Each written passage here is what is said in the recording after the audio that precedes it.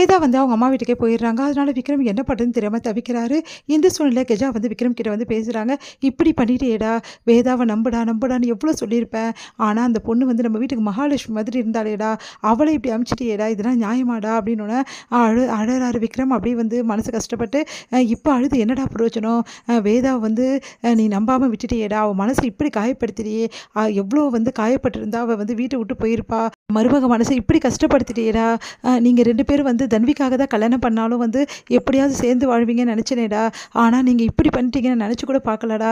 வேதா உன்னை விரும்ப ஆரம்பிச்சிட்டாடா, உன்னை கணவனாக ஏற்றுக்கினாடா.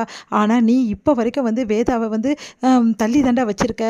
ச்சே, நீ எல்லாம் ஒரு மனுஷனாடா, இப்படி பண்ணிட்டியேடா சொல்லிட்டு அப்படி பேசிகிட்டு இருக்காங்க. உடனே வந்து சொல்லிட்டு இருக்கார் ரவியும், இங்கே பாருப்பா, நீ வந்து என்ன வேணாலும் பண்ணியிருக்கலாம், ஆனால் ஒரு பொண்ணோட மனசை வந்து இப்படி நோகடிக்கக்கூடாதுப்பா, அது ரொம்ப பெரிய தப்புப்பா.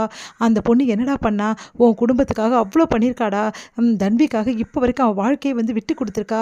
அந்த மாதிரி ஒரு பொண்ணு கிடைக்க நீ கொடுத்து வச்சிருக்க வேணவா, அப்படிப்பட்ட பொண்ணாடா அவள் வந்து இன்னொரு குழந்தை வந்தோடனே இந்த குழந்தைய கவனிக்காமல் விட்டுற போகிறா, இப்படி வந்து நம்பிக்கை இல்லாமல் இருந்திருக்கேடா, அந்த பொண்ணு மனசு எவ்வளோ நொந்துருக்கு போயிடுச்சுன்னு பாடுறா, இப்போ என்னடா பண்ண போகிற, அவளை துரத்தி விட்டுட்ட, இப்போ அந்த விடானை பற்றி உண்மை தெரிஞ்சிச்சு உனக்கு, இப்போ என்ன பண்ணுற உத்தேசம் உனக்கு, ஓ இப்படியே உன் பிள்ளைய நீ வளர்க்கலான்னு முடிவு பண்ணியிருக்கியா, அப்படிலாம் இல்லைப்பா, வேற எப்படிடா, ஒரு தாயோட அன்பை வந்து ஒரு குழந்தைக்கு கிடைக்கிறது எவ்வளோ கஷ்டம், அது அந்த குழந்தைக்கு கிடைச்சிது, அதை வந்து நிரந்தரம் இல்லாமல் பண்ணிட்டேடா, சே நீ எல்லாம் ஒரு மனுஷனே கிடையாதுடா, உன்னெல்லாம் நினச்சி எனக்கு என்ன செய்யறதுனே தெரியல அப்படின்னு சொல்லி 2 பேரும் அட்வைஸ் பண்ணிட்டு இருக்காங்க.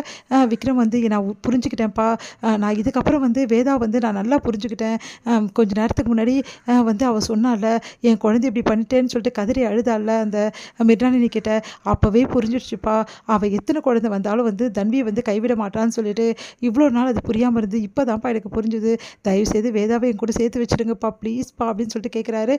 இப்போ புலம்பி என்னடா பிரயோஜனம், இப்போ வேதாவோட மனசு எப்போ மாறும்னு தெரியலையே, நம்ம அதுக்கு வரைக்கும் பொறுமையாக தான்டா காத்துட்ருக்கணும் அப்படின்னு சொல்லிட்டு போயிடுறாங்க. இங்கே விக்ரம் வந்து ரொம்ப மனசு கஷ்டப்படுறாரு. இங்கே தன்வி வந்து வேதான்னு புலம்பிட்டு இருக்காங்க, அம்மா அம்மான்னு சொல்லிட்டு, இப்போ என்னடா பண்ணுறது, சின்ன குழந்தைக்கு என்னடா பதில் சொல்கிறது அப்படின்னு சொல்லிட்டு எல்லாரும் மனசு வருத்தப்பட்டு இருக்காங்க. இந்த சூழ்நிலைங்க வேதா வந்து தன்வி நினச்சி மனசு கஷ்டப்படுறாங்க. அப்போ வந்து இன்னும் வந்து அந்த குழந்தைய பற்றி யோசிச்சுட்டு இருக்காது வேதா, இதுக்கப்புறமாவது உன்னோட வாழ்க்கையை பற்றி யோசி அப்படின்னு சொல்லிட்டு அவங்க அப்பா அம்மா அட்வைஸ் பண்ணுறாங்க. அழுதுகிட்டே இருக்காங்க. மறுநாள் வந்து வேதா வந்து தன்வி எப்படி இருக்காளோ சொல்லிட்டு அவங்க அத்தைக்கிட்டலாம் கேட்குறாங்க. இப்போ பரவாயில்லம்மா அப்படின்னு சொல்லி சொன்னோன்னே வேலைக்கு கிளம்புறாங்க வேதா. இங்கே வந்து விக்ரம் வந்து அதுக்கு முன்னாடியே வந்து நிற்கிறாரு. விக்ரமை பார்த்தோன்னே வேதா வந்து நகர்ந்து போக பார்க்குறாங்க. கொஞ்சம் பேசணும் வேதா ப்ளீஸ் வேதா அப்படின்னு, என்ன பேசணும் உங்களுக்கு அப்படின்றாங்க. இங்கே பாரு வேதா, நான் செஞ்சதெல்லாம் ரொம்ப பெரிய தப்பு, உன் மேலே நம்பிக்கை இல்லாமல் இருந்திருக்கக்கூடாது, நான் ரொம்ப பெரிய தப்பு பண்ணிட்டேன், தயவுசெய்து என்னை மன்னிச்சிடு, தன்விக்காக என்னை மன்னிச்சிடு, நீ என்னை ஏற்றுக்க கூட வேணாம் வேதா, வீட்டில் வந்து தன்விக்காக இரு வேதா அப்படின்றாரு. அப்போ கூட நான் தன்விக்காக தான் இருக்கணும்னு சொல்கிறீங்க, நான் எப்போவுமே தன்விக்காக இருப்பேன், தன்வியை நான் எக்காரணம் கூட விட மாட்டேன், நீங்கள் கவலைப்படாதீங்க அப்படின்னு சொல்கிறாங்க.